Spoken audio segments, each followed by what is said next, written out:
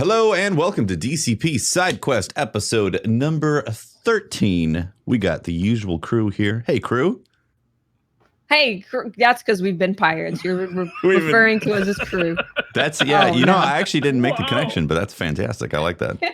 It's good thoughts right there. Hello, crew. Yeah, welcome. It's okay. None of us really, we were all the culprits of picking on Fran. So we're all safe. True. Because Fran's not. I don't know what you're talking about. Picking on Fran.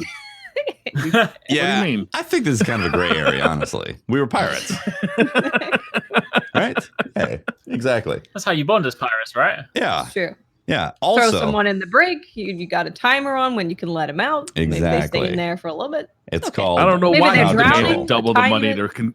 I don't know why he demanded double the money to continue being on DCP. I have no idea what that's about. Oh man, that's one of the things that always disappoints me about Sea of Thieves. You could never actually lock the door in the bottom of the ship. Like I wanted to actually be able to put people in there as prisoners. Permanent? Just permanently lock them up? Yeah. Yeah. Well, because it reminded me of there was a game called Stomping Ground, right? At one point, and it was great because it was like dinosaurs and like cavemen and stuff, and you could actually lasso someone and they couldn't get out. My first experience of the game was trying to sort of make friends with someone, and they just tied me up, and I'm for about half an hour I'm being dragged across the beach, and like I can't do anything, and they put me in a cage, and I was just stuck there. I'm like, I literally can't get out. I'm pretty sure that's what happened with Red Dead 2 online as well, is people just were like lassoing each other and like not letting go. That's amazing. So when we were complete professionals fighting other pirates, we could have locked them in our ship. Yeah, exactly. Mm-hmm. And Exactly right. The people we totally caught. Yeah, and speaking of fighting other people, Evo's going on right now, and since we didn't want to upset the crowd, we decided to bow out since we do have quite the prowess, right? Yes. Yeah, That's right. The online fighting scene, we don't want to disrupt it, so we decided to stay out of the Evo scene this year. I mean, I did beat a Japanese person in a Japanese arcade in Tekken, so I think I'm basically ready to go. I mean, I always knew you were qualified, Watts. Always knew. Absolutely. Absolutely. Yep. I remember my first ever trip to Japan to like a Japanese arcade. It was brilliant. There was a guy playing Street Fighter, and this was back in the day when they were allowed to like smoke inside arcades. So the guy's sitting there smoking, just playing Street Fighter one-handed. So like he's holding the joystick and he's pressing the buttons, and then like he starts going through all the different people that are queuing up playing and just defeating them like one-handed. And then one guy comes down and like he obviously clearly takes him slightly serious. So he takes a cigarette out of his mouth and like moves to put a second hand down. He's like, oh, okay. Now I need to get involved. It's real now. I gotta be serious. I'm pretty sure Como got beat by some guy that was smoking using one hand. Ooh. Oh no. Damn. I think that happened. Yeah. That's rough, man. Well. But yeah. At Evo, a trailer dropped that was the most beautiful thing I think I've ever seen. And that is the new trailer for Guilty Gear 2020. It's a really short trailer.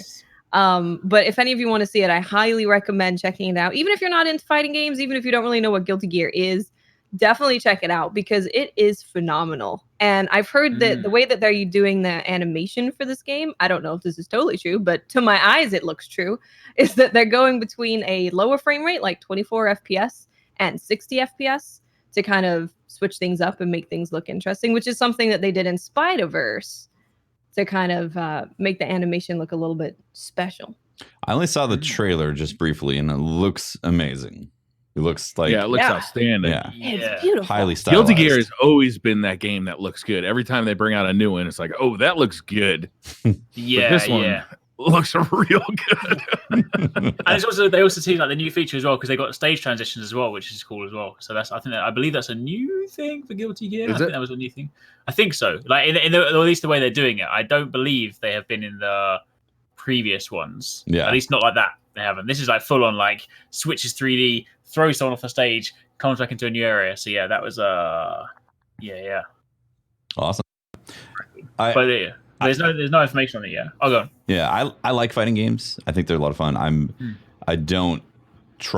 not in anywhere near a position to try to get good at them with the the time investment and just like the mental acuity to sharpen and hone your skills online. It's It's a dark it's pathway. a big time investment. You know, you all the is, time you yeah. spend in practice, and you're trying to get all the combos down, and then not just learning the combos, but being able to actually do them against another person. I'm gonna say, life was much better before online was a thing, and I thought I was good. Yeah. When you can beat your friends, you're like, man, I'm awesome at this game. Exactly. Yeah. Thing is, like, I think that like that. I always struggle with because I've got some friends that are really, really good at them. Like, you know, that's why I tried to sort of get better. But they're like, I've got some friends that are really good at like reading situations and just like, you know, they'll actually. Like, I go into it and I'm just like, I'm gonna do whatever I think makes sense in the time. Whereas, but then you'll have other people that are like, no, I can read exactly what you're doing. And I'm just like, I'll sit in training room and I'll practice something. I'll practice like a combo. And I'm like, finally, I've got this string out. But then suddenly you go online and you just start getting flustered. I'm just like, I can't remember anything. I just know how to punch and that's it. So yeah. I keep saying one of these days, one of the fighting games that comes out, I'll finally have enough time to like sink into it, and it'll be the one. But then I start it, I play it for like 10, 15 hours, and I'm like, all right, next one.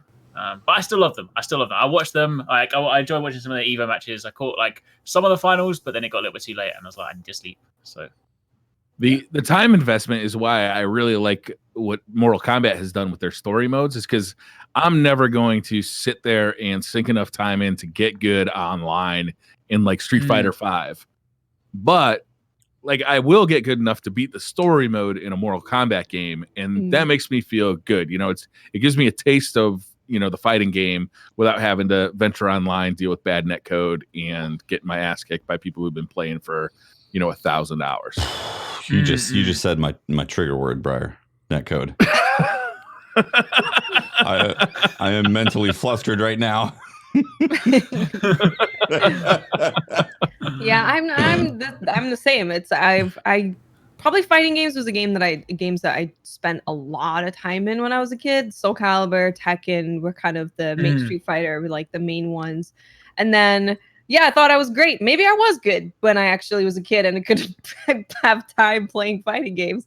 But yeah, now when I want to play a fighting game, I'm usually just like, all right, let's go through the story, let's unlock some characters, you know, and then I might go online and be like, yeah, I totally know this character, and then realize I'm bad, and then I stop playing. Yeah, they never actually transferred from me from the arcades to the home consoles. Like I played Street Fighter 2 at the arcade when I was a kid, and it was like a mind-blowing experience. And then they brought it to the Super Nintendo so I could practice at home and then go to the arcade and, you know, play. And like everybody just got tremendously better at Street Fighter because of that. Yeah. But once the arcades went away and like fighting games happened online, it was never as good, and I never cared as much. Like I remember playing you know, Tekken 2 with friends sitting on the couch on the PlayStation, but because every time you lost, you'd actually physically like reach over and hit them.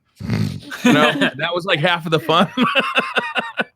You know, like, but like being out of the physical space, like I don't know, fighting games didn't transfer well for me. You could just put your headset on, Briar. Your little plug into your controller headset and just start yelling at them. That could work. Yeah. There you go.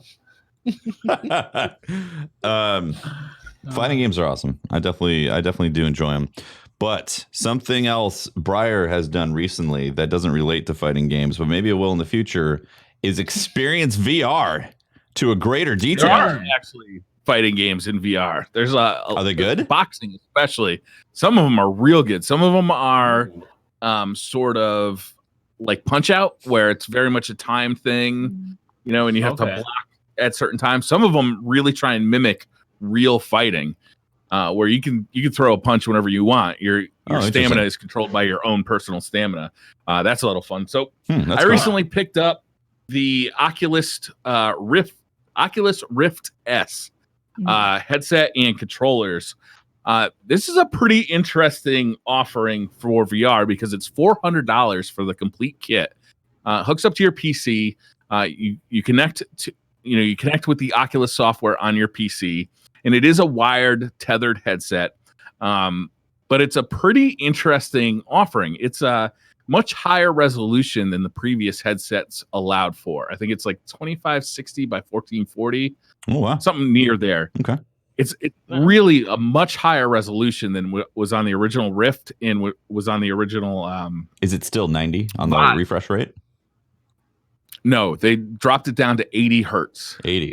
Interesting. Okay. And it's an LCD panel inside of there instead of being OLED, which means with OLED you had the true blacks. When LCD, the blackest you ever get is like a dark gray, right? Because backlit. But what it has done, what it has really kind of happened with this headset is there's just no screen door effect anymore. There's very minimal of a screen door effect now, which is a huge improvement over the previous. Can you explain what a screen door effect is for someone? Screen door effect is basically can see the black non-lit lines between the pixels. Oh, okay. So it makes it look like you're looking through a screen door, right? Is you have bright pixels and then black around them. Right. With the LCD technology and with the higher resolution, that is really minimized, and the graphics are really much better now in VR. There's quite a few games that really take advantage of that. There's a new Star Wars game on Oculus, the Oculus Store. I can't remember the name of it. Something about Darth Vader. I'll kind of try and look it up while I'm something about Darth Vader and like lightsabers and stuff. Darth Vader, the Force, something in Awakening. But it is single-handedly like the best. It's called Vader Immortal, episode 1. Immortal Vader. Nice. It's a 40 to 50 minute kind of episode 1 of a video game. That the graphics are just outstanding. Like there's a part where you kind of fly on like a small ship through a cave, and you're like looking around the cave, and it just looks fantastic. You actually stand and talk to Darth Vader like in person, and I got to tell you, it's super intimidating to be standing like in front of Darth Vader and having him talk to you. Like it's really like it's an amazing experience. That's cool. The dude's like really tall, and that's portrayed in the game, so you're kind of looking up at him. And he's really intimidating. He's the baddest bad guy, right? Yeah. Yeah. But the headset itself, let me talk about the headset itself. The headset is different than the old headsets. The Oculus originally used cameras that you placed on your desk or around your room, and they looked at you, and then that tracked your movement. With this thing is actually the cameras are on the headset itself. There's 5 cameras on the headset itself, and they use inside out tracking. So they look at your room and they kind of judge where you are in your room, and they track the controllers as well. The controllers are included with the headset for $400, and it tracks the controllers as well as receiving the signal from the controller inputs. The whole thing works really well, and it's kind of a great achievement for a $400 headset, considering what these things cost just a couple of years ago. Yeah. For $400, like you can get into VR and have a really good experience, and everything's included. You get the controllers, you get the headset, you plug it into a PC, you download the software, and you're off to the races. It even comes with some free games. It's a really good value for VR. It's about the price of PlayStation VR now, but it's much better. I mean, we were looking at like $800 before. Yeah, exactly. Which is, it's half the price. And from my experience of doing anything with VR, the controllers are actually really important, and they make a big difference to your gameplay. So the fact that it comes with that is awesome, because it actually makes you feel more like you're in the game and you're actually using the stuff that you're using in the game instead of just the interactivity. Right. These Oculus controllers are actually spectacular.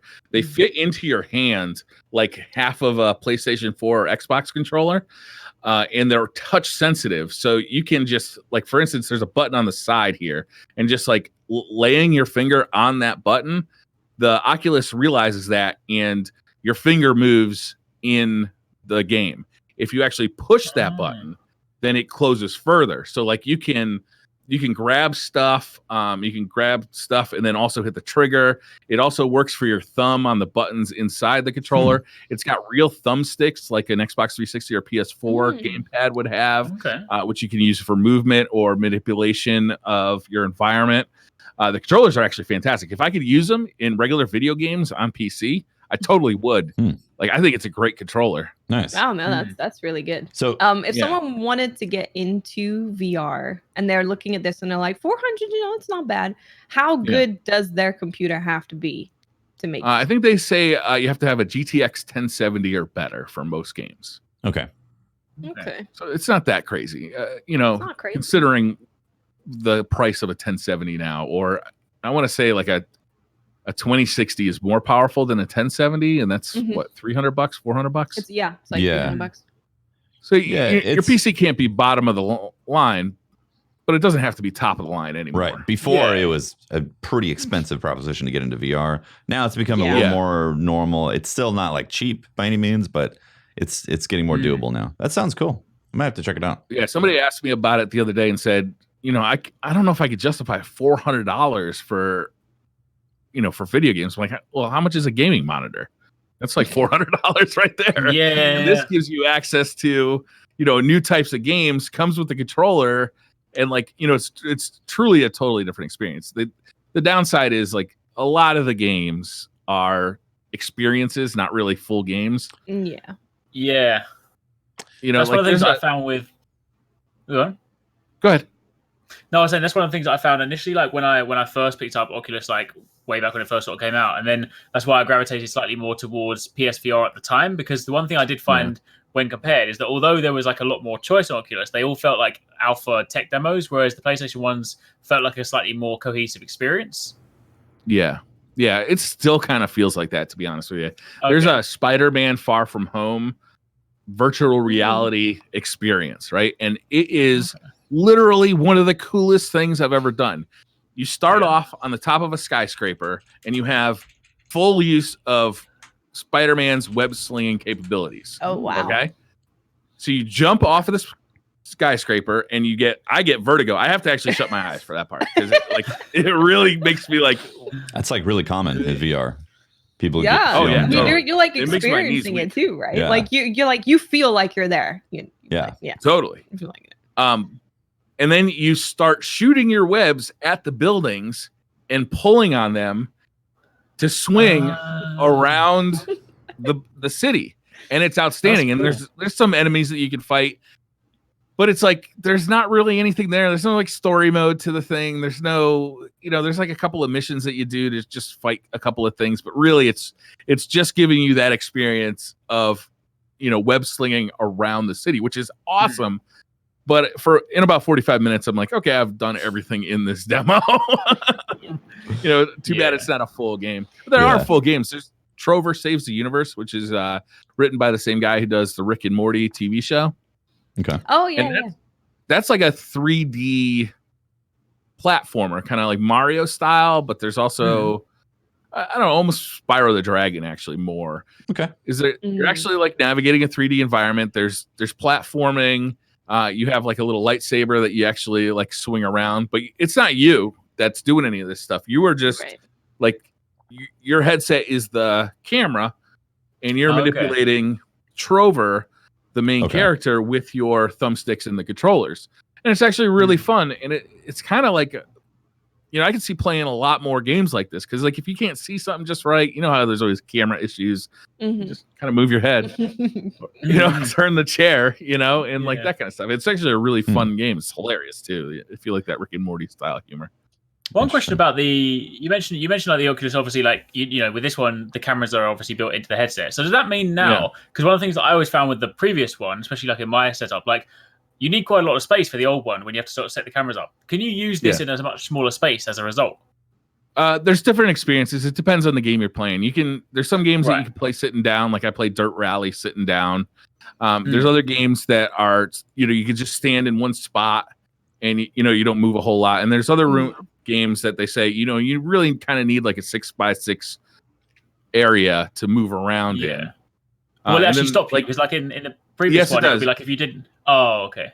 If you get close, your headset or your controller gets close to the boundaries that you set, you kind of, when you first get it, you kind of use the controller to spray paint the boundaries of your play space, and then it knows when you're getting close to that, and it like a red grid kind of shows up in 3D space saying, "Oh, you're getting near this area that you don't want to be in." So, like if you're playing a game. Like Vader Immortal, where you're using a lightsaber and you get into swinging and you get into moving around, and dodging. You don't want to be like slamming your hand onto your desk or through a window or something. No, for sure, through the wall. So, yeah. Yeah, Although but that sounds very interesting funny. because at least with that, like it sounds like you have sort of slightly more control over where you want to play. Whereas I remember like trying to set up the original one, like I just about had enough room, and then sometimes during calibration, it's like, nope, please step back, and I'm like, I physically can't step back. I've actually got enough room, and it's like, nope, sorry, you can't even use this thing. I was like, well, thanks. Whereas like, at least with that one, yeah. I had a ton of problems with the original Rift. I bought the original Rift and ended up returning it in about 2 weeks because I just really like, the calibration never worked right, and it would forget the calibration between sessions, so I'd have to go back in and do it again. So it became a situation where I wouldn't play VR because of the setup. Like I kind of feel like playing VR, but there's like 20 minutes of just setting it up, and I'm like, I don't like that. With this, you just slide it on your head, boot up your computer, and you're good to go. There's even speakers built into the headset that kind of fire down toward your ear. They're not good speakers. Like if you want good sound, you should use a headset, like headphones. But they're good enough that, you know, they're stereo speakers and you can hear everything going. Like I've played plenty with just the speakers, and you get kind of used to them. You get kind of calibrated to them after a little bit of play. But yeah, I mean, $400, like it feels like a value. You got to already have the PC. You know, then you got to spend money on the software.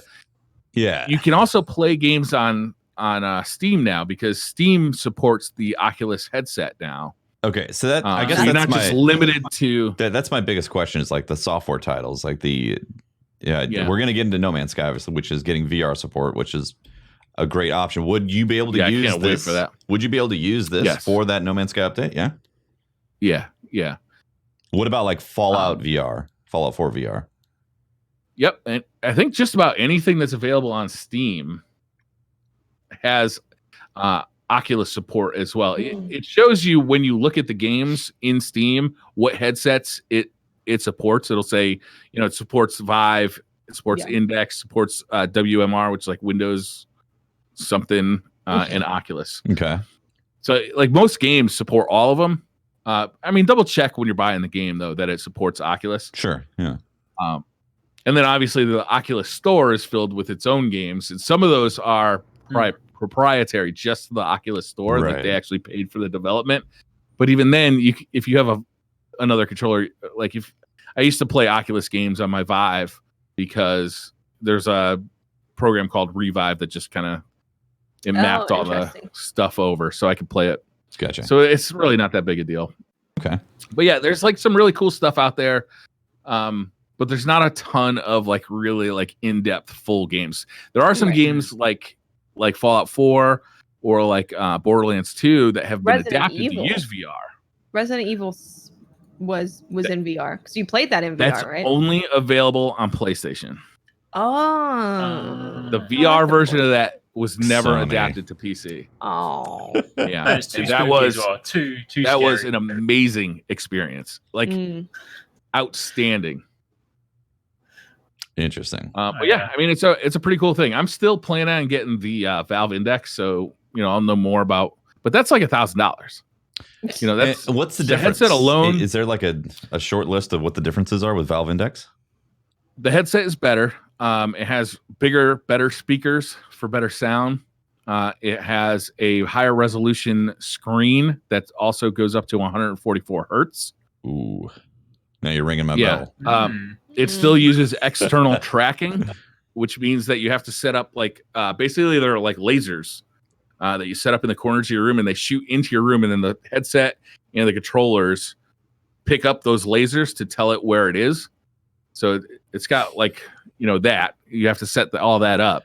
I remember my first time setting that up, it was a couple hours to get it going out of the box. Interesting. Yeah.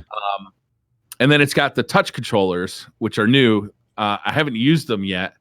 But the cost difference is pretty intense. Yeah. The whole system is $1,000 just for the headset. Like, let's say you're like me and you already have the lasers, the base stations set up, so you don't need new ones.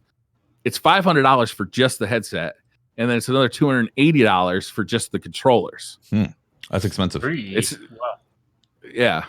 So I mean, it's a upgrade, but is it is it that much of an upgrade? Right. Yeah. How much of a game changer? Yeah. Yeah. I mean, the 144 hertz is really appealing in VR. Yeah.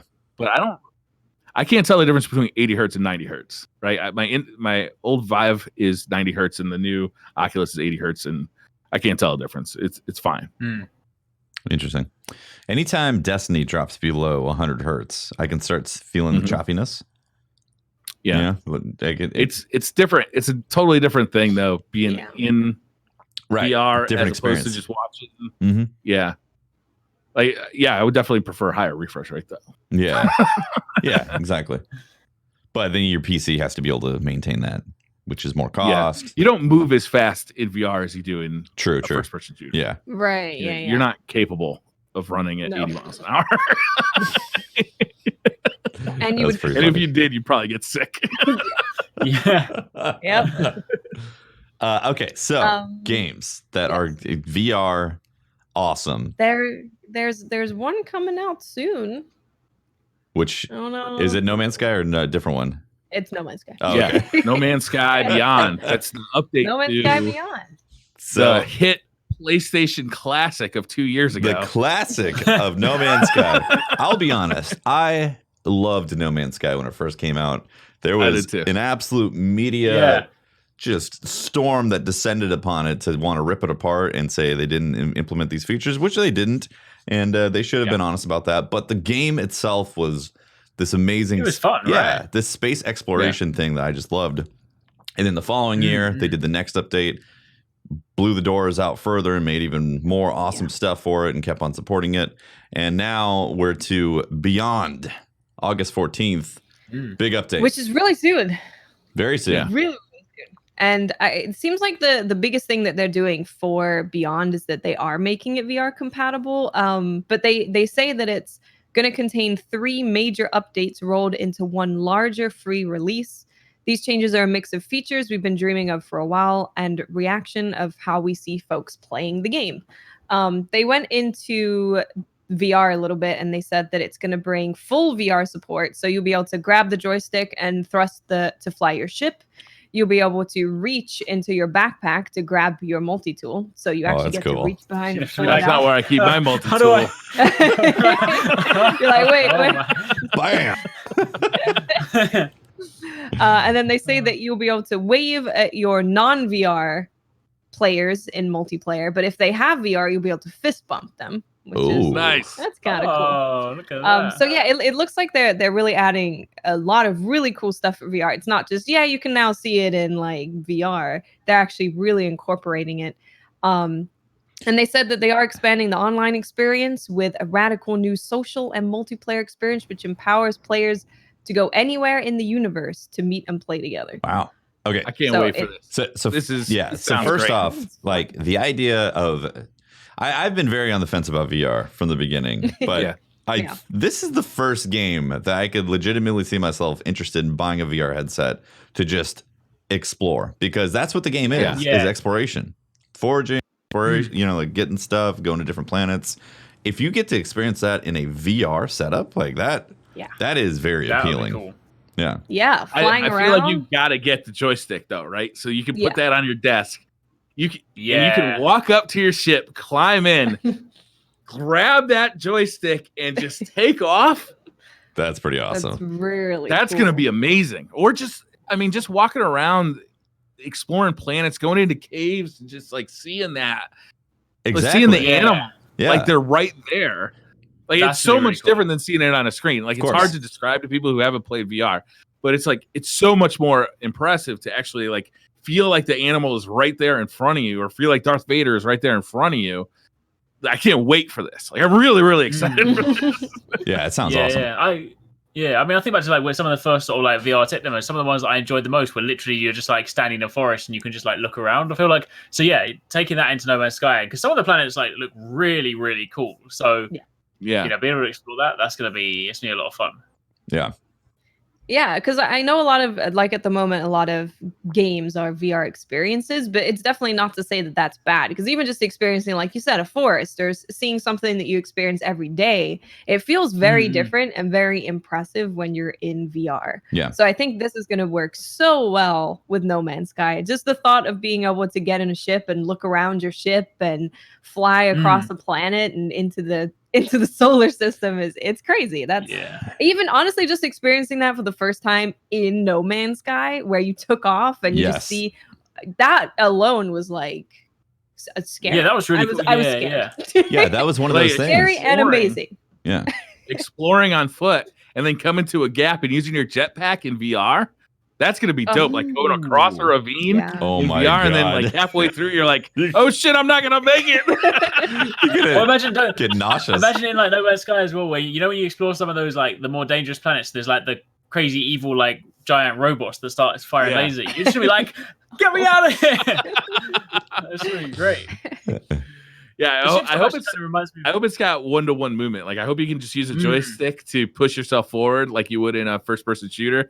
A lot of games in VR they use that like kind of you point at where you want to like teleport to, and then you teleport there. I really hope it's not that. I hope they have like real 1-to-1 movement, which that's one of those does things. Make people more nauseous, but you get used to it. Yeah, that's one of those things that's been a turn off for me, like the way that movement has been done in VR and all that. And so I'm hoping that this is like just really intuitive and doesn't have those weird things going on with VR, because this is like honestly the perfect game for VR, just straight up. Yeah. Oh yeah. Yep. Like just like you said, dropping into a planet, seeing a forest, and then being like, I want to go walk through that forest. That's a different situation than just using your controller to go through it and seeing it on screen. So using your multi-tool to, shape ore into the shape of a penis, like right in front of you in all its glory. Yeah, that's going to be dope. The penis is right there. Like I can walk around it. It's not some 2D representation. Really gaze at it in all its glory. It's got dimension. It's got space. What else is going on with Beyond? Anything else? Like they're doing a bunch of multiplayer. VR is huge. Anything else to the systems? Well, probably is. They said three updates rolled in one, right? Yeah, they said that it's going to be 3 updates in one free release, which is interesting. So you're not just getting like this one big drop, you're getting an update, and then there'll be another update, then another update, which is interesting. I think it's mostly articles from press that played it that go into more detail. Okay. So it's a little hard to see if there was anything else specifically mentioned about what they're changing. But yeah, it's definitely, it feels like they're doing a lot for VR. Like the biggest thing is that they're just making it completely VR compatible. Yeah, that seems like a big undertaking. Exciting. Yeah. Oh yeah. So for $400, you can get a headset to play this if you already have the PC. Yeah. Briar's like, yeah. You know what they need? Yeah. You know what they need to do in VR though? Like, it's a game that I used to play whenever I went to Japan, and they have the Gundam Simulator, right? Which is basically the pod that you get in. You physically get in this little Gundam pod, and this was like before VR was a thing, but it would work perfectly in VR. And then when you're in the pod, you effectively have what a VR headset would be, because there's screens above and like around you, so you can look around. Yeah, and you've got the whole you got the whole joysticks there. So they literally just need to take that game and put it into VR, because the launch sequence was crazy. You have the Gundam battles where you're walking around like hacking up other giant robots and whatnot. Gundam, and that just needs to be Gundam VR MMO. Ooh, yeah, do it, and I can just literally just live in the game forever. It'll be like, where's Eric's in this week's DCP? I'm like, I'm still in the world. Sorry, I'm busy. I'm stuck in VR. Can't get out. Yeah, I have to have a podcast in VR. Actually, that's what we need: VR podcasting.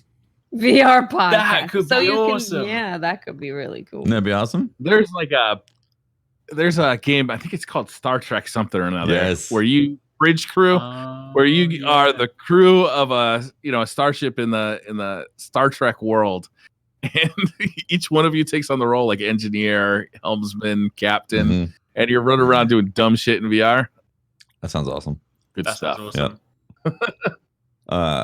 Yep. The No Man's Sky definitely makes me interested in playing that. You know what else would be awesome is Sea of Thieves in VR. It would be, yeah. Oh yeah. That also game maybe is gorgeous too. Yeah. It could also make you feel very sick when if you're not good at the sea. You just be like, whoa.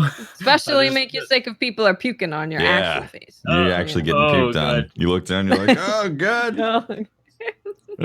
This is great. We should buy Fran a headset as a gift. Oh man. It doesn't look like No Man's Sky is coming to the Oculus store, so it's only available for PC and Steam. I know that it's available on PS4 and will support the PS4 VR headset. That's good. Yeah. Yeah, just from what I've seen of people who have played it, they said that it feels very natural. So that's really good. So I'm hoping your movement thing is correct, Briar, where you actually move forward and you're not just teleporting. Because I think that would ruin it for this game, honestly. Because you want to be able to walk around and look around, right? Exactly. Yeah. So, but they said, it feels very natural. You to access things like your map or your inventory, you just look at your hands or grasp at your backpack. So that's really cool. Yeah, it's exciting. It seems like it's well implemented. That's great. It does seem very well implemented. So, Briar, are you saying that is it going to work for Oculus then? I don't know. I mean, I assume it's going to, but I can't like say 100% for sure. Okay. I feel like that's a big part of the VR market, so it'd be weird for them to. It'd be real weird for them not to do it. It would be very strange to have a full update, like basically just about VR for the most part, and not have Oculus. Yeah. But I don't like at the tip of my fingers. I don't see anything that specifically says Oculus. But most games that come out on Steam VR at this point do support Oculus. So yeah. Okay. Cool. Yeah, it's gotten really good things said about it. Everyone's just like, when I first went in there and I saw the planet for the first time, it was just like breathtaking, and being able to shoot off in space and then come out of the headset is just like very strange because you really get involved in the world. So it sounds like people who have played it have been really surprised by it. Looking forward to it. You know what else needs to be in VR? What else needs to be in VR, right? Is and here's me potentially going slightly borderline anime here, but what a Warcraft classic needs to be in VR so you can live in an MMO world. That makes perfect sense. Exactly right. You can live in this world. I mean, like if anime tells me anything, this is probably a bad idea because then you'll get stuck in the headset and then you'll be there forever. But hey, it's true. That's what's going to happen when WoW Classic comes out anyway, right? That is very true. So when is WoW Classic officially coming out? When anybody 21 days. 21 days. I thought it was 27th. Yeah. Is the date that it's coming out. I thought it was the end of this week. I got my dates wrong. 21 days. But yeah, so it's so not too long. So I hear all these mixed things about how classic players are reliving this nostalgia from it and loving that aspect. And then there's more current players going, do you really want it to be that grindy experience again? How it was back then? And like I don't see any obvious like, well, this is why or whatever, you know. I think for some people it's the fact that there's probably like a good middle ground. I feel like a lot of people might have forgotten the kind of, if you go back to like old school classics, this was like slightly before I played, like there might be like hyper grindy, but then there's kind of probably that nice sort of middle ground where like just afterwards where it's sort of got like a perfect balance where people are really enjoying it. But more and more recently, like I haven't played the most recent WoW expansions and stuff, but I've got quite a few friends that still play them, and it seems like although it's still fundamentally, you know, MMO and whatnot, the direction's changed slightly. It's become sort of, I guess, as a means to try and get more people in. They've sort of casualized the experience slightly more. So I'm guessing what a lot of people that have been with the game ever since the beginning kind of just sort of don't necessarily like that slightly more broad audience approach. It's like, I just want to go back to what WoW used to be for me. But I think one of the things that was yeah. I think one of the things that made me laugh the most was that when they did the beta tests for WoW Classic, there were so many people that were reporting bugs that weren't actually bugs. It was just old classic features. Yeah, they were like, I killed this boar and it took like 20 minutes to respawn. It's like, no, that's not a bug. That's how it used to be. You go out in the world and you kill that boar. You need to wait for that quest. So like people are like, this can't be it. There were like so many different things that were just being submitted in the bug reports, and they were just like, nope, this is classic. This is how the game used to be played.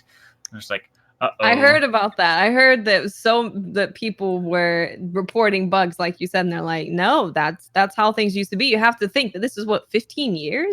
Yeah. Of them making quality of life updates. It's not just, taking the direction in this more casual, friendly way, but they've made a ton of quality of life improvements. Yeah. So all of those are not going to be there. So that's interesting.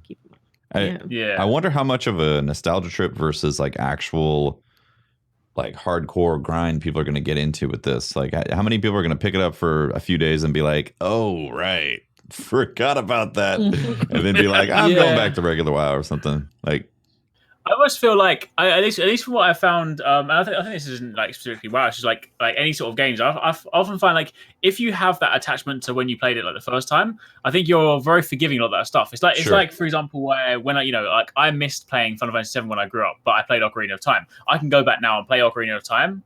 But then if it was someone that had never played it, they tried to play it, it would be a bit of a weird experience. So the same kind of thing that like I can't play Final Fantasy VII right now because I'm just like I don't have that nostalgic attachment to it. So I feel like in that same way, if you played WoW from classic days, I think you'll go back and you'll be like, yo, this is great. It's back like the old days. I'm loving it. I remember this would be great. But I think, and I don't think they have any intentions of producing WoW Classic with the thought that like something they're going to get mass audience appeal, because I don't think they are. This is definitely much more one for the fans. Fan but I definitely service. think it's one of those ones. Yeah, exactly right. But I definitely think it's one of those ones where if anyone else, maybe if anyone kind of gets caught up in the hype, like if people suddenly start streaming it and they're like, oh, what's this? Wow, like, I haven't played this before, and like new people jump into it, they might be a bit like, oh, what is this? Yeah. So. Yeah, I mean, like I've considered jumping into it, but then I saw that it was happening end of August, and I was like, right, that's not happening. I could play it for 3 days. Woo! Yeah. Well, I guess that's off the list. 3 days. Get to level 10. That's it. But yeah. Although then again, we do have a bit more time in September now, so Well, here's the thing: we do have more time in September, but that's just because we already have a full September already packed, even with Destiny getting moved to October 1st. It's only October 1st. It's not like October 15th. Yeah, exactly. So it's basically September. And if you're like me and plan on going hard on Borderlands 3, like having 4 characters maxed out to endgame is going to take at least 2 weeks minimum, at least. Okay. Yeah. You don't need 4 characters. You only need Flak. That's it. Just Flak. I want all 4 characters. I'm going to start out as Amara though. Oh, yeah. Okay. I always play with Siren first. Yeah, Always. I haven't all the other ones, but in this one, Flak is the guy. Flak's the one. Be the one. Yeah. I'm looking forward to all 4 characters. Honestly, it's gonna be fun. They all look really cool. Yeah, it's been kind of hard to lock down which one you want to play first. Yeah, it's difficult. It's difficult to figure it out. Yeah, it plays really well. Like so many people have said, it really does. Yeah, so many people have said that they played it at various events, like a Guardian Con, and were like, "Yeah, this is. I can't play Borderlands 2 now. Borderlands 2 just doesn't feel good in comparison to what I played with Borderlands 3." So. That's really that was exciting. always my complaint about Borderlands. Is that it was a great game, except the controls were just a little funky.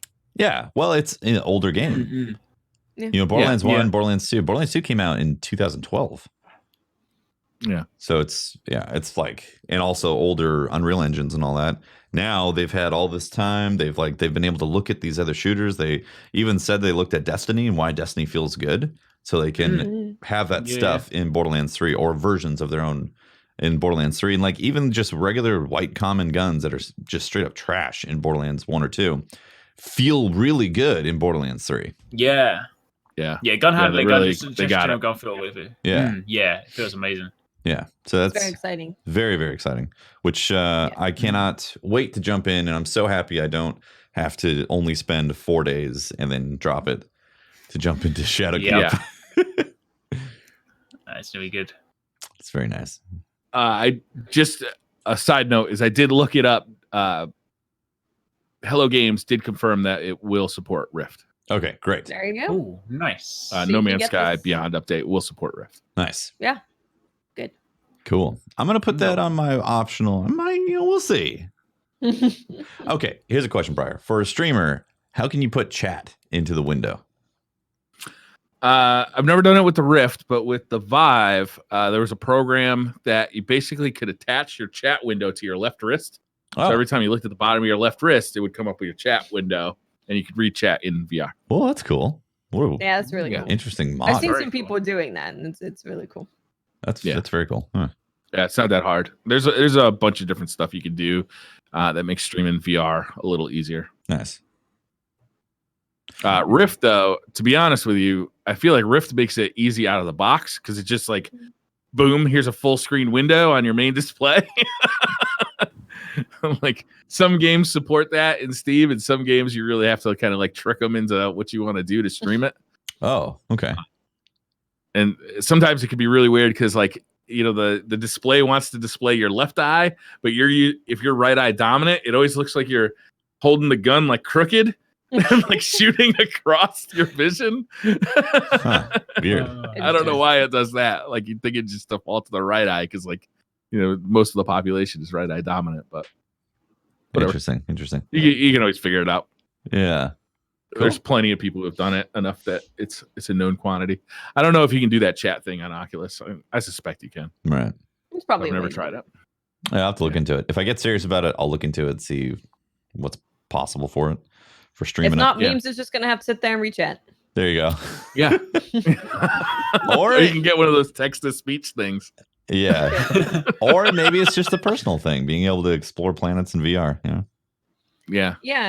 Which is, that'll also be great, just because that experience of exploring, even without VR, when you're just sitting there on your own and you're got all the lights off, got no chat on and stuff, and that on its own is really exciting. Yeah. It is really cool. So with VR, it'd be great. I'm telling you, it is spectacular to stream VR because you look like a ginormous idiot.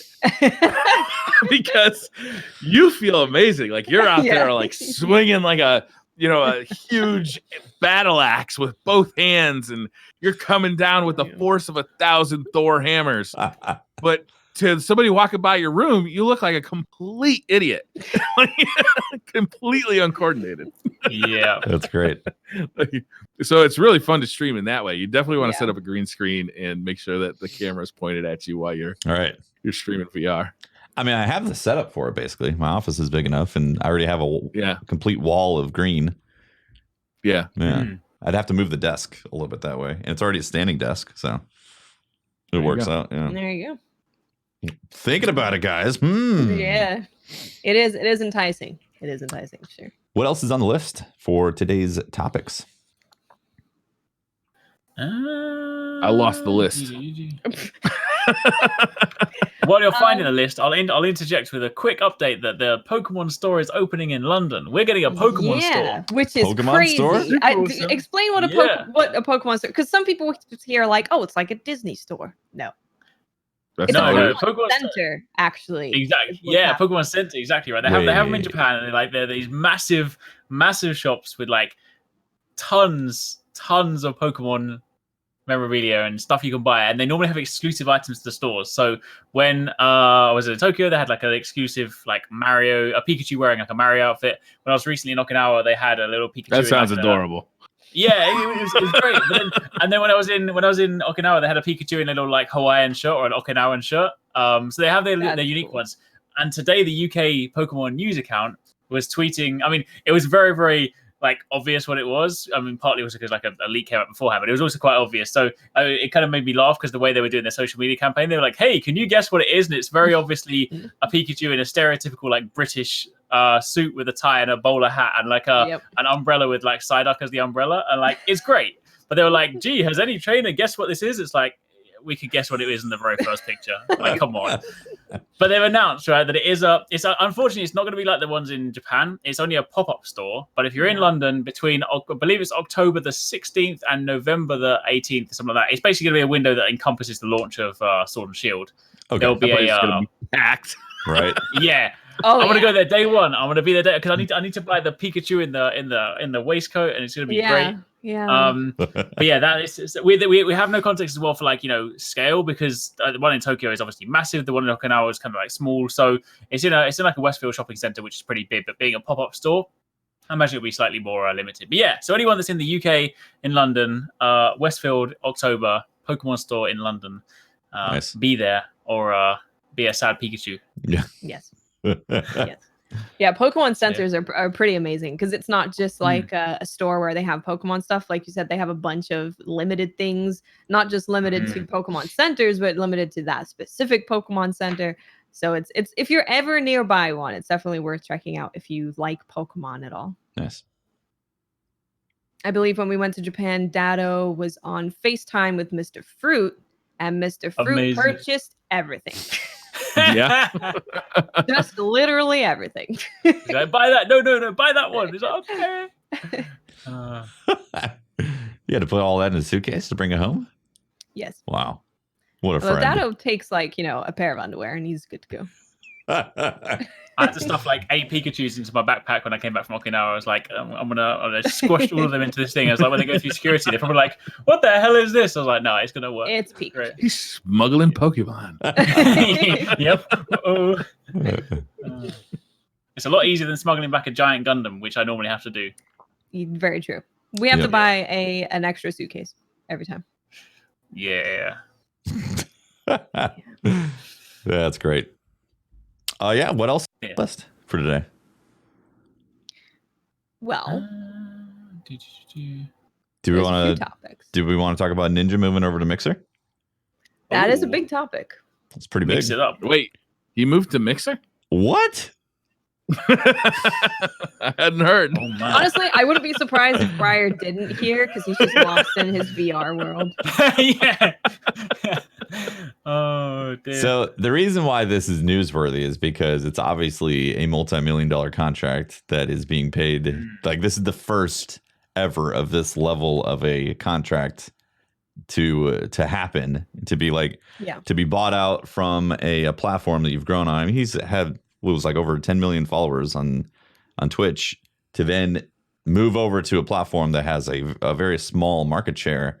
Like that's like your high school getting Tom Brady to come play for him. Yeah. In a way. Yeah. And paying for it as well. Paying a lot of money, I'm sure. Yeah. Exactly. So that's why this is like a really big, because this is the first time of that level to happen, of that type of contract. Yeah. That's what everybody I think is curious about, right? Is like, what kind of check would make that happen? Because like he's the biggest thing on Twitch by like kind of a long shot. Right? Yeah. And famously, I mean, some of the numbers are out there about just like how many subs he has or has had at certain times, like how much money he must have been making, plus like donations and stuff. Yeah. Like a lot of money. So to think, how big a check does Mixer have to write to get him to come over to Mixer off of Twitch? It's got to be. I mean, huge. there was one kind of rumored number that went around, but it's like it's hard to kind of comment on that stuff because you never really know whether there's like too much, validity to it. But the number that they kind of some press sites were pushing around was $900 million. That's I don't believe that. That's a hefty amount. The one I heard that I could kind of get behind is 100 million. Just because so you have to think you have to think one, it's Microsoft. So Microsoft have the big money. This is a huge investment for them growing Mixer, which it's been wildly successful because Ninja on Mixer right now has over 100,000 subscribers. Wow. Because they were you could subscribe to him for free for 1 month. You just had to press the subscribe button.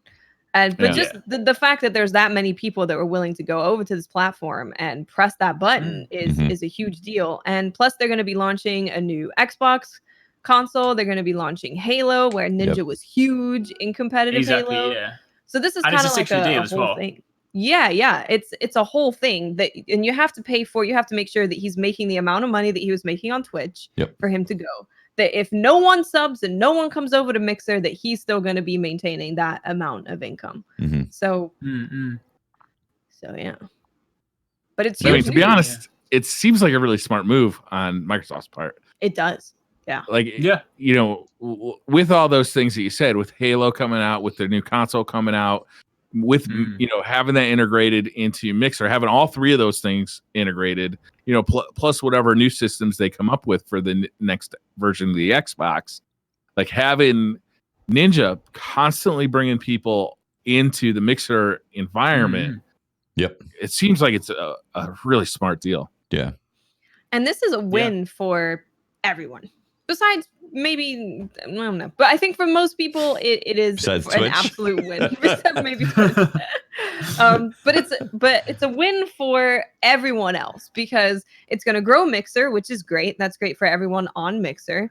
It's great for streamers who stream anywhere else because this is giving could end up being real competition for Twitch, who has been the giant of streaming for a long time. And there's been other places where you could stream, but there's never really been someone that's been that competition. So That is going to be great. It's going to, anytime there is competition in anything, it is better for the consumers and 100%, yeah, on that thing. So yeah, look at YouTube. There's no competition for YouTube, and everybody suffers because of it. Yeah. Yep. Exactly. Yeah, Yeah. it's true. Yep.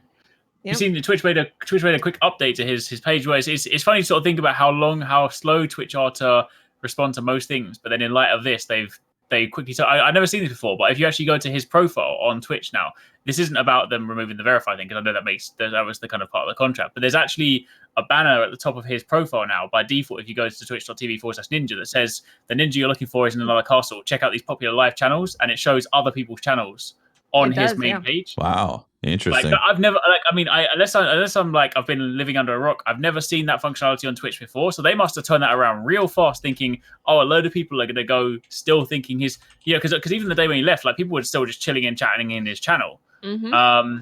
So they've obviously done that now. They're like, oh, we'll just use this as basically a new like featured hub, and they just thrown a ton of like Fortnite streamers on his page. Yeah. So that's quite interesting to see new. That's them. It's like, oh, so you guys can react real fast when when it suits you.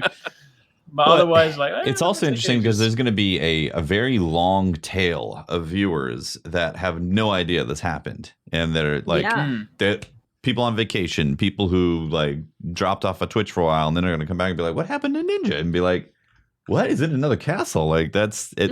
What does that mean? Yeah, what does that mean? Yeah, because he has, he had 4 million followers by that time. So again, to have that size of a fan base and then to make a commitment to move over to a different platform is a huge risk, and that's why it captures that kind of money from Microsoft, because he can bring in those numbers and make that kind of contract happen. You know, it's interesting though, because if this doesn't work out for Ninja, say Mixer doesn't grow and it's just not working, his return to Twitch stream would be massive. It's just like a win all around.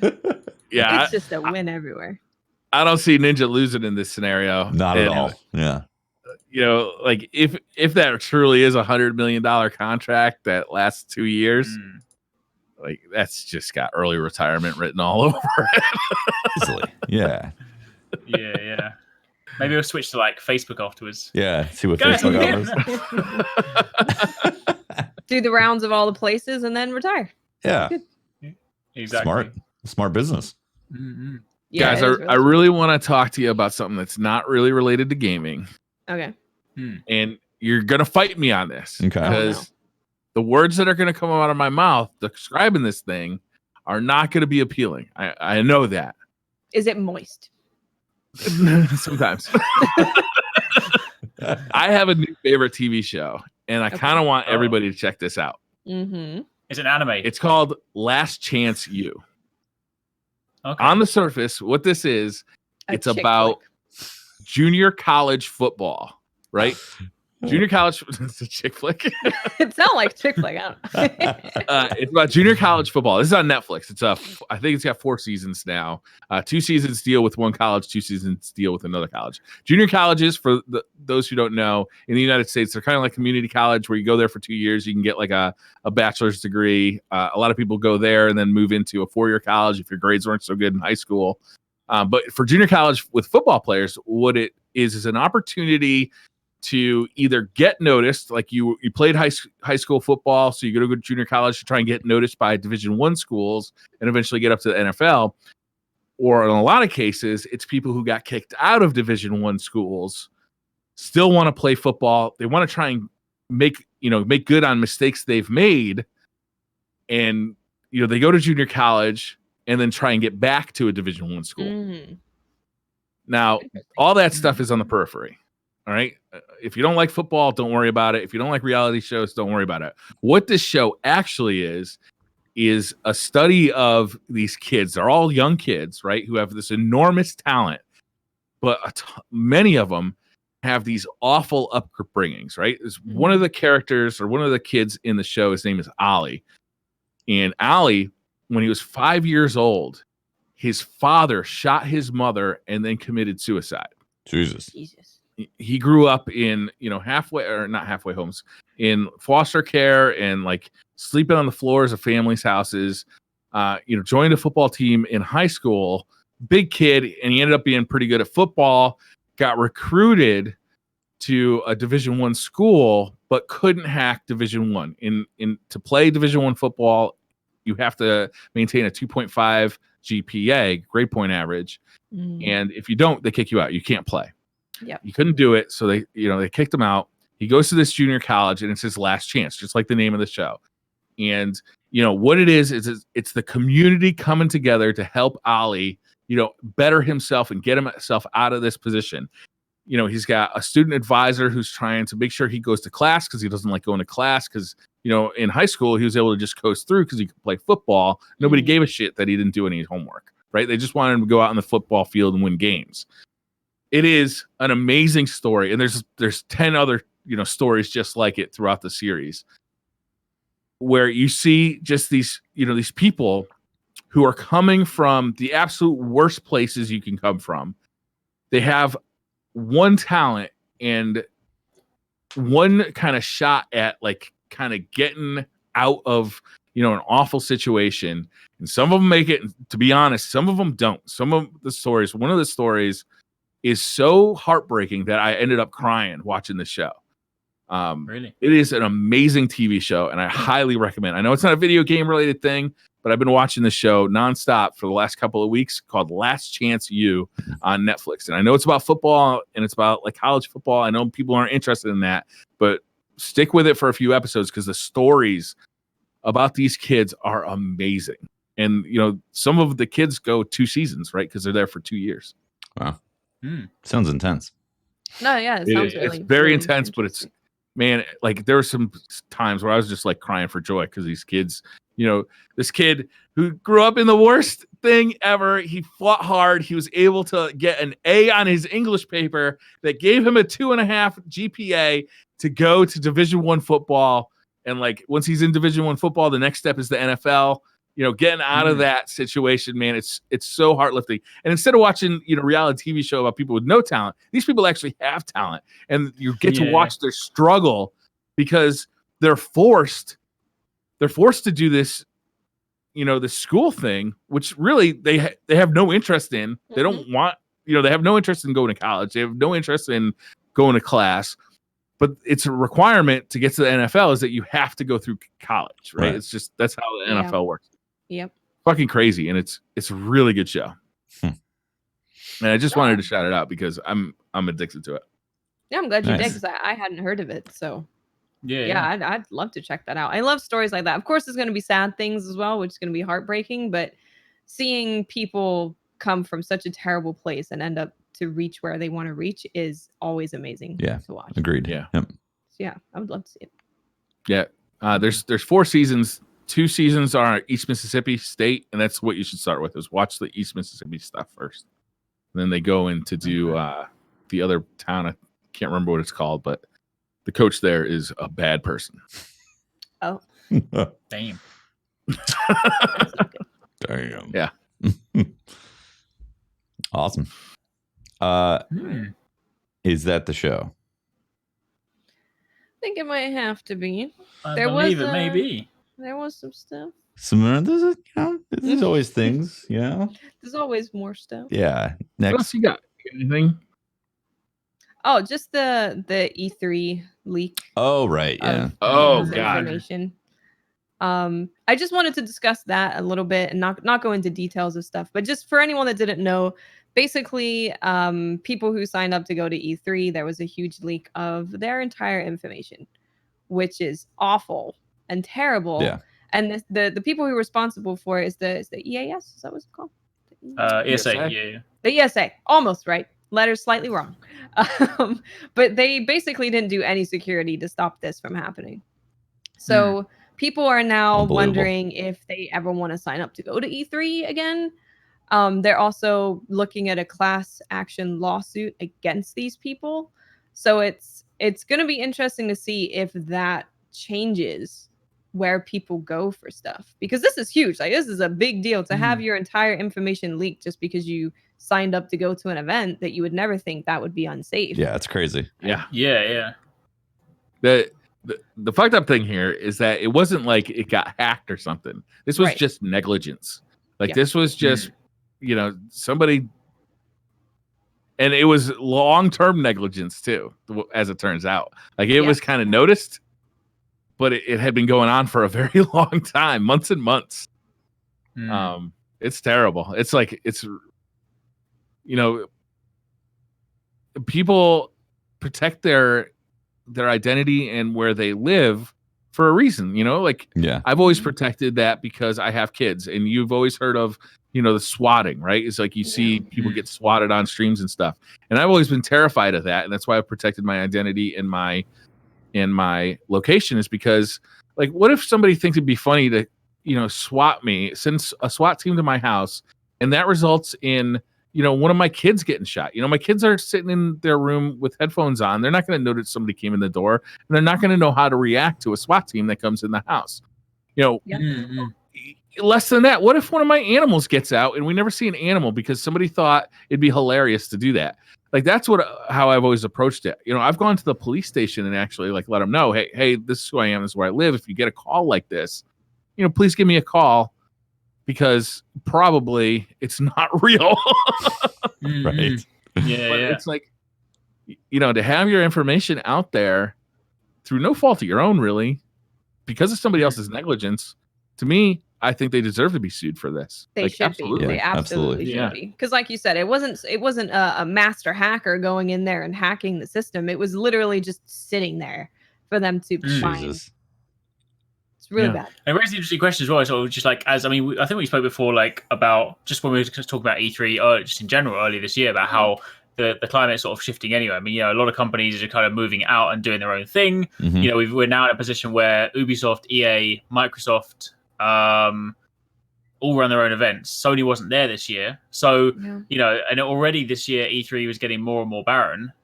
So irrespective of this happening, you think to yourself, well, in a few years E3 is going to be very different. But now, if this is going to happen, there might be a lot more people that are just like, well, do I want to go? And other companies might just be like, well, we'll just do our own thing. And then suddenly, before you know it, the whole of E3 that we know it suddenly doesn't run through them. Instead, it just runs as like a 2-week-long event where people just show stuff out of showrooms and stuff. Yeah, exactly. Press releases online. I would not be surprised if it moved to that anyway. I think this, if anything, would just kind of force it to go that way even more, because it's cheaper. Social media now, companies have such a reach to be able to get their news out to people. So there's not really any. Not only that, they're able to get to a specific targeted audience that's going to be a lot more valuable to them than having just the casual few people walking by, casual journalists saying, "Oh, what's this game?" type of thing. Like independent publishers, like, they could have very specific focus on people that are very interested in those types of games because of that. So it just it seems like it's going to move away, especially with them being negligent. It's going to shift. I think next year will probably still be a big year for E3 just because the new consoles coming out. I think that Sony and Microsoft will both be there and be putting on pretty damn big presentations. But like as we go forward into the future, what E3 was designed to be was, a place where, you get USA Today and the Wall Street Journal and like those kinds of like outside of the game sphere, outlets to come and cover video games for a little while. And that was really valuable to the game industry.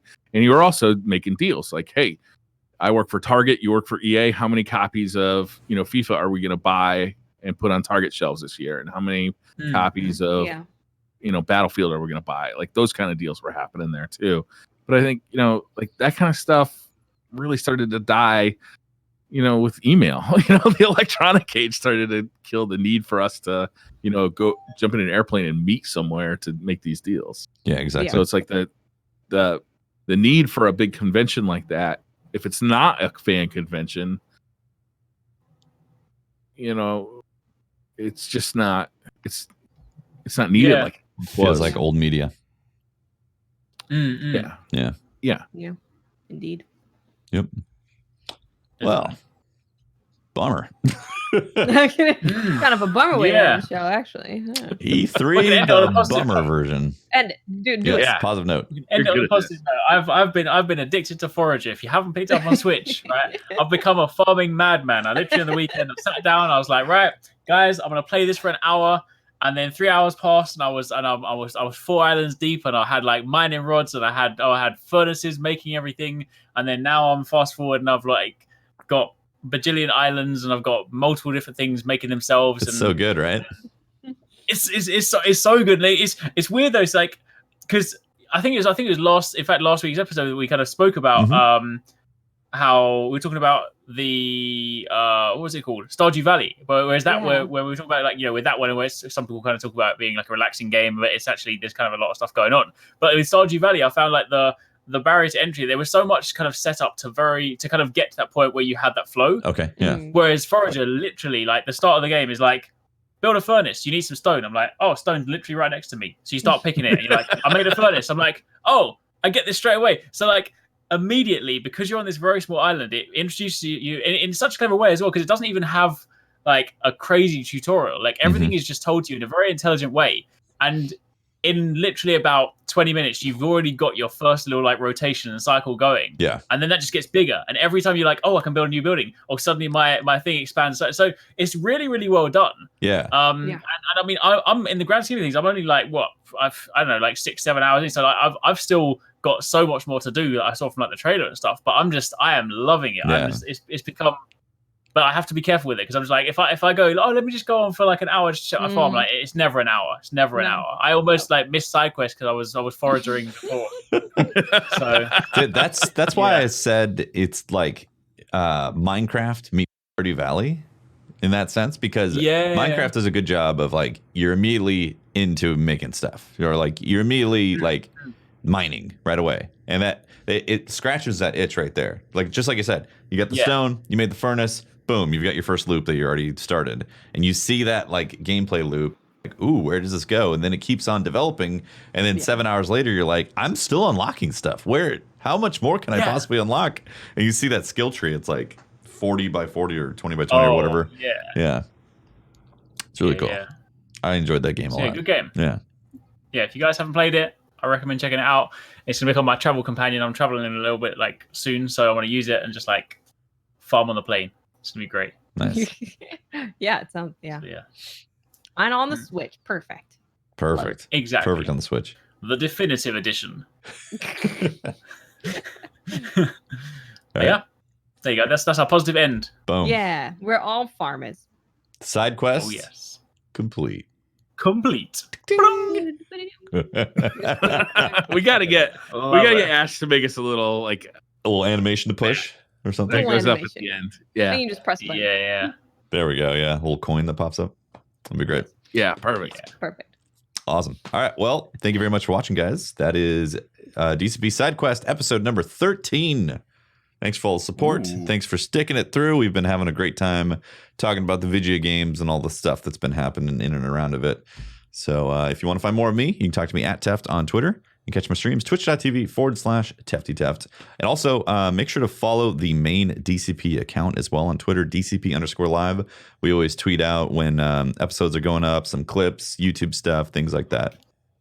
Brian? Yeah, there's actually probably going to be some changes with the way that DCP and SideQuest get uploaded, right? We're thinking about splitting the podcast into two different feeds so that people who just want DCP just get DCP, people who just want SideQuest just get SideQuest, and people who want both can get both. Yeah. So, stay tuned to that Twitter feed to kind of know where to get what you want to get. Where to subscribe for that, yeah. Yes. Yeah. Speaking of Briar, or Watts, where can we find you? Who knows anymore? I am Mr. Watch for Minutes. You can find me on Twitter, Twitch, and YouTube. Just look for Miss 5000 Watts. There we go. You can find me over on Twitter, twitch.com/Arix, and youtube.com/ArixG. I also kind of think about what I'm covering this week. This week is a mixed week. There's nothing crazy, so we're talking about different games this week. So got some fun videos dropping. So keep your eyes peeled. Awesome. I'm Briar Rabbit. You can find me on Twitter at the Briar Rabbit. Actually, if you want to check out more info about the Oculus Rift S headset, check out my YouTube channel. It's Briar Rabbit. I got a full review. I think it's like 15 minutes long. And once I get the once I get the Steam Index headset in, I'll be doing a review on that and comparing the two, see if the extra cost is worth the expense. Perfect. Nice. Yeah, that'll be really interesting. Yeah. I want to check All right. Thanks for watching, that. guys. All right. We'll see you next week. Bye. Bye. Bye. See ya.